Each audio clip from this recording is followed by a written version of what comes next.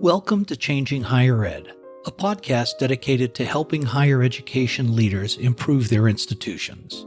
My name is Dr. Drum McNaughton, and I'm the CEO of The Change Leader, a management consultancy that helps university leaders create sustainable higher ed institutions through holistic approaches to strategic management, university academics and operations, change management, leadership, and governance.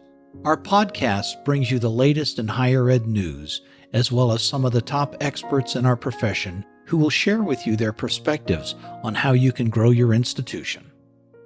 Our special guest today is Dr. Karen Haynes, president of Cal State San Marcos. Dr. Haynes began her tenure as the third and now longest-serving president at Cal State San Marcos in 2004, and in the summer of 2016, became the senior president of the 23-campus CSU system, the first woman ever to serve in that role. She served over 30 years as an academic administrator.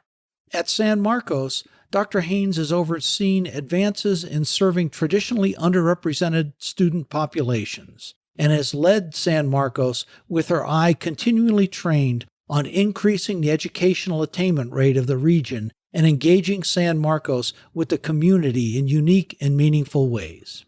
Dr. Haynes is a first-generation college student herself, and she remembers her roots. She's been the recipient of a myriad of honors and awards, and including the Social Work Degree Guide naming her the third most influential social worker in the United States in 2014. Hi, Karen. Welcome to the show. Thank you. I'm pleased to be with you. Gosh, and it's been, we've known each other now for 15 years when you first came to Cal State San Marcos, and now your retirement from there is right around the corner. Looking back, it's been a heck of a ride for you. It has, and I have said certainly during the last several months, it has exceeded even my own pretty high expectations in just every area of creativity, innovation, and growth. So it has been a wonderful ride, and I'm leaving, I hope, an institution in a very solid and positive place for my successor. Well, I'm sure you are. When you joined Cal State San Marcos, it had been around for about 10 years at that point? 13. 13 years. And the reason I know that is number one son graduated from Cal State San Marcos a long time ago, probably before you got there. Yes, I think we talked about that. And it was the fact that it was 13 years old that actually excited me about the presidency. And not every one of my colleagues at the time, because I was a sitting president, understood that, but I was excited about the opportunity to actually help lead and vision what a truly 21st century university might look like. Well, tell me a little bit about the charter that you came in, your own personal ideas about where you wanted the university to go and how you got to that place now, looking back 15 years from when it all started. One of the other pieces that excited me about Cal State San Marcos and that I looked at before I actually accepted the nomination was the region, the demographic diversity, the richness of the region that certainly, the whole coast of San Diego County has many, many military installations, and thinking about serving veterans and military-dependent students, I knew, although I had not had experience with, tribal communities. North County, San Diego had 18 tribes in its immediate region. And although I didn't have previous experience with that population, I did know that they were not connected to Cal State San Marcos, and I saw that as an opportunity. Lastly, I also saw San Diego then, and it continues to be true now, as being a place where there would be population growth, both in migration for jobs and education, and obviously native population growth. So it seemed to have a lot of elements that both were places where one could make a difference and outreach to targeted populations, and where the demographics would allow one to focus on first generation students. I am myself a first generation and college student, so I look at those. I know the CSU has a very much an access and opportunity lens for the entire CSU.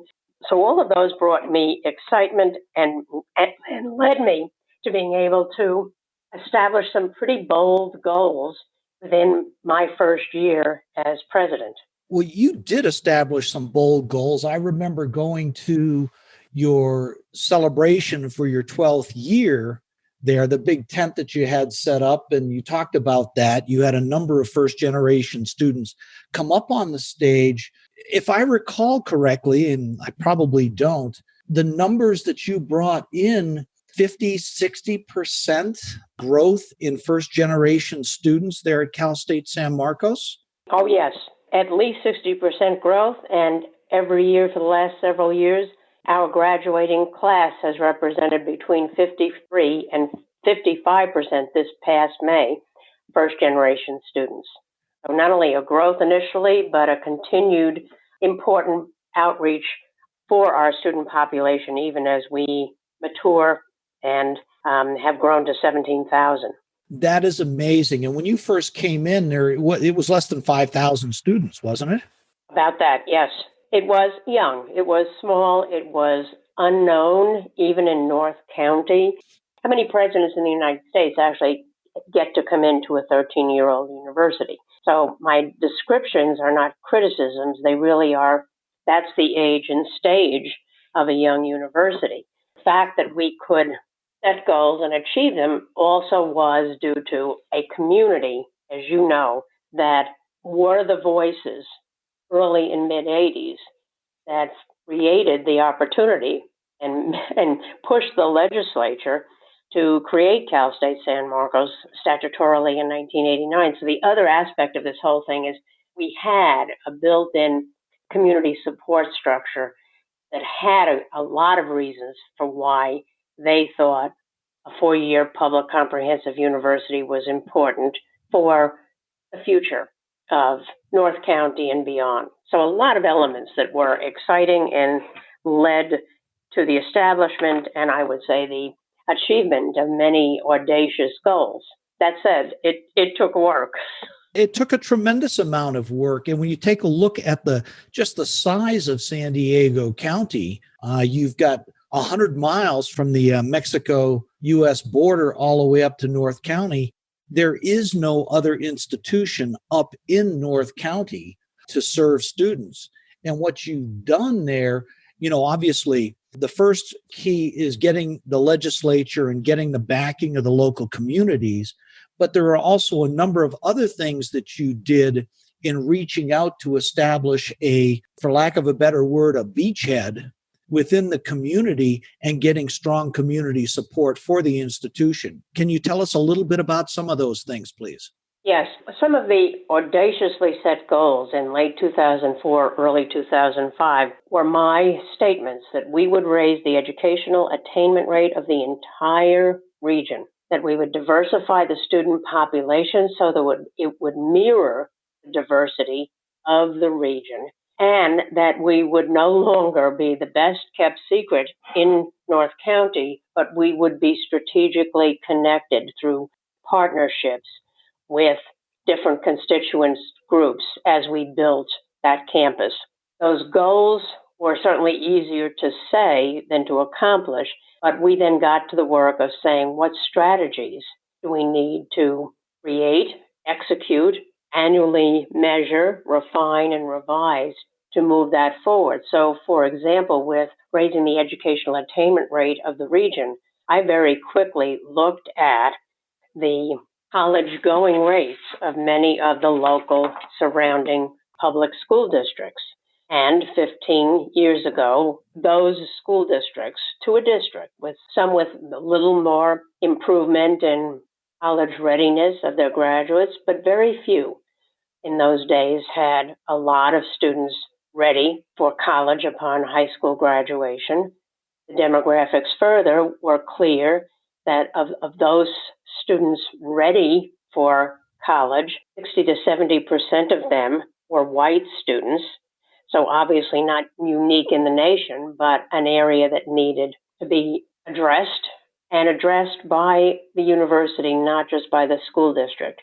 I will also say to you somewhat parenthetically, although I really think it was essential, but there were people on the campus of Cal State San Marcos who said, reaching back public school districts, creating and articulating pathways, having faculty and administrators and staff work with those school districts, that's not the job of a university. And I had to say to some of those voices and to some of those concerns, I think it is. I think without us in partnership with those school districts, telling them more carefully what students need to do and how early they need to do it.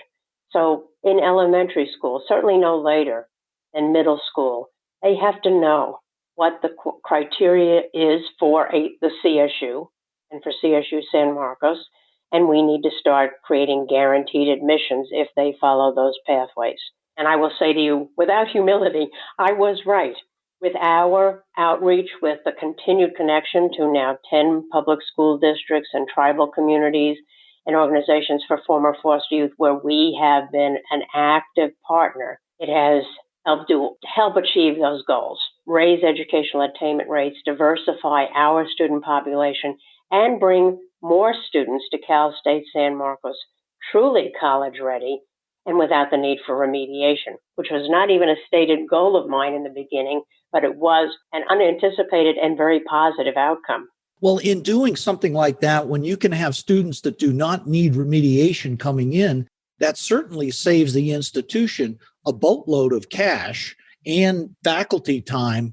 Faculty can be teaching what they want to teach rather than having to go back and helping students get ready for college again. Exactly. And when our system began to shine some light on this and were reasonably so concerned about the achievement gap, meaning the difference between retention 1 year to 2 year, the time to graduation between underrepresented and majority students, we had, because we looked at our data every year, we had shown our own light on that, and we had reduced the achievement gap in 1 year to second year of retention. We had achieved zero gap between underrepresented and majority students first to second year, long before anybody else shone a light on it. Again, not the only measurement, but an important measurement of whether a student is going to successfully graduate from college is that first year retention. Absolutely. And it's so critical to look at those type of metrics that, and a good institutional research person will know that, but to be able to drive that from the top like you did, it's critical to make sure that you can get that. Frankly, I have never heard of an institution who has a zero gap between majority and underrepresented students. That's amazing. Well, and I will remind you, it is only first to second year. Obviously, the second year to third, we're watching. We are not at zero yet, but we did hit that metric probably 7 years ago, because we kept saying we would be data-driven. We would create programs and partnerships, and we would also be data-driven too, as we looked at and reflected on what practices worked and what were less successful. So we are still focusing on second and third year retentions and getting that achievement gap to zero, but you have to start with the first year to achieve the second and third. Absolutely. And you also formed a number of very key relationships with local businesses there in North San Diego County. We did. And we very early on tried to think about how we could, again, be strategic when we have 11 incorporated cities that are within our primary service area, obviously a lot of other areas. How could we operationalize my promise to not just be in North County, but to be integrally connected? And so one of the early programs that we did was create what we still have to this day. We call them Chamber Champions. Each one of those 11 city chambers of commerce and the Economic Development Corporation, both North County and San Diego. And I'm thinking there was one or two others, but I'm not remembering, but at least 12 to 14, we created chamber or organizational champions, which meant we have 6 to 8 university administrators or faculty literally engaged with every one of those chambers, who are our voices in and with those chambers, and who can continuously bring back information about what are the business community's interests, where are they positioning themselves, and where do we fit within those economic drivers, within the quality of life conversations, or for example, right now with San Diego Economic Development Corporation, or within their inclusive growth vision going forward. It has been very important to us to have established those early and maintained those connections, because it also obviously helped with us not being an invisible institution within North County, because we sat at all of those tables. That was very important. There were a couple of other things that I recall. Is you had a university advisory board. This was in addition to your board of trustees, and each of your colleges, I know College of Business Administration had its own advisory board where you would solicit people from the community, business people, et cetera, to sit and be a sounding board for you as the president and the dean of the College of Business. That to me was a fabulous idea as well. Well, and thank you. I agree. I inherited a very small university advisory council, and it was both small and I would say under 10 people, and it was not representative. And when I say representative, I mean it wasn't represented regionally, it wasn't represented by sectors, it wasn't represented demographically. And so while I inherited that, I immediately said, this is the starting point, but it isn't what Cal State San Marcos needs. And I have now, that board is 40 people, and we look very carefully that we have all of those geographic, demographic, industry sectors represented on that University Advisory Council. And then to your point, each of those colleges have provided and created their own advisory boards along many of the same areas. And it is from those college advisory boards that we have had much of the input that has taken us to a number of new programs along the way. So biotechnology 10 years ago, engineering right now, has come as a result of having those advisory councils and listening to them. That's kind of an important safety tip. Yes, because we didn't want them just on paper. We really wanted to both be a voice. They would hear where we needed support, and they have been there for us when we needed that support, whether it was legislatively, whether it was community voices, and for us to significantly hear where they saw the labor force going and where we would engage to create, whether it was certificate programs or whether it was academic degree programs. It was also out of early outreach to Temecula, which, because Southwest Riverside is part of our primary service region, that caused us to create our off-campus center in Temecula, which we launched in 2008, and just last year had a 10th anniversary of that off-campus center from this fairly still new university. Wow. I didn't realize it was that long ago that you established the site up there in Temecula. The time has moved fast for us as well. The other thing, you've talked about the creating of the outreach and the benefits of that at the higher levels. But the other piece of that puzzle is what you do with student experience or senior experience. That's what it's called. And in the College of Business, where as part of their graduation requirements, the folks getting the bachelor's in business administration have to do a project with a local company. They work in teams, and this gives them some very real experience in the workplace. That to me was just a fabulous program. It's pretty unique. I haven't found too many other universities in California, let alone the country, who have a program like that.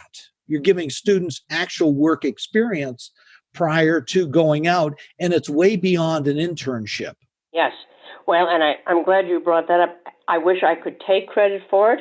It actually was here when I got here, and I had never also seen anything like it. And as I got to know it, and at that time and ever since, hear from the people who had those students in their businesses or nonprofits, the mutual benefit was astounding. For the students, as you said, a high quality, real project that was needed by the business or the nonprofit, required to work in a team. You and I know that not every student thought they would enjoy that, but that is the reality where many of them will be expected to know how to be on a team and or lead a team and or navigate a team. So I was very interested and watched it in the beginning and have watched it grow, have watched the fact that today we still can't somehow we have more businesses and nonprofits that would like our students than we still have students, even though we have grown so much. And I talk about it to colleague presidents in California and nationally, and I know of no other programs like it. But it is unique. It is an incredible experience. And I think the one thing you didn't say, and I don't have numbers today, but not surprisingly, a number of those students actually get job offers in the businesses and nonprofits that they have worked in the Senior Experience Project. Which is fabulous for your job placement rate.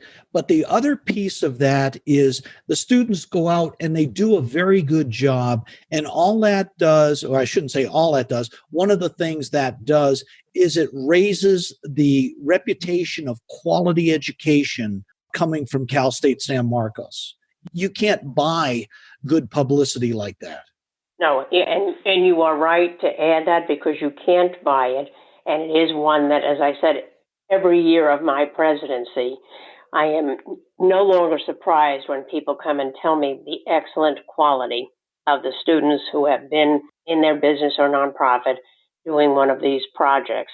I would say to you, probably as a segue, that a number of the other programs, and I'm thinking of our early launch of our School of Nursing, that we have had the same, we moved a nursing program early because of the push from the healthcare industry in our region.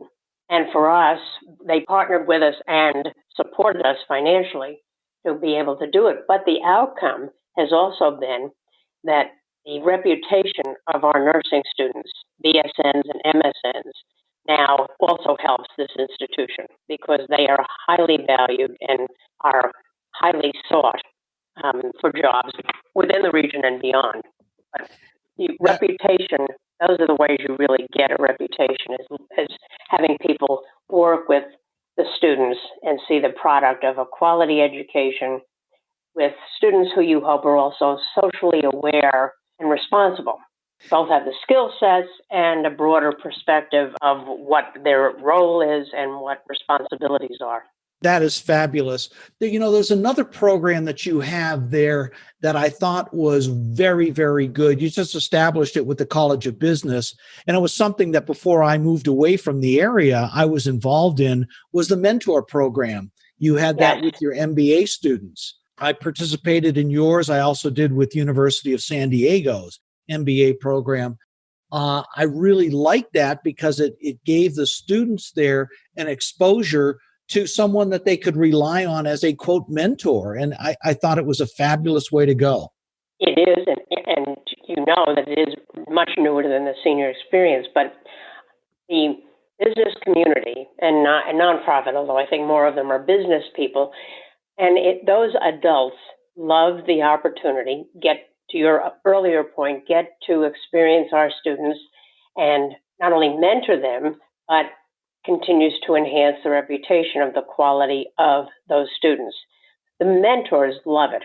That program has grown because of the way Dean Hammerly has put it together and the clarity of the mentors' roles and their responsibility toward those roles, and then their joy in working with students. It is wildly successful.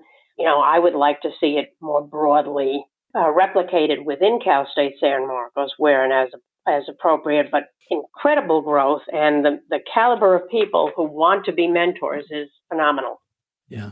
Well, speaking of that, you are stepping down in just a few weeks. How does that feel? Mixed. There are many days where I think this has exceeded my expectations. I am ending 24 years and 2 presidencies.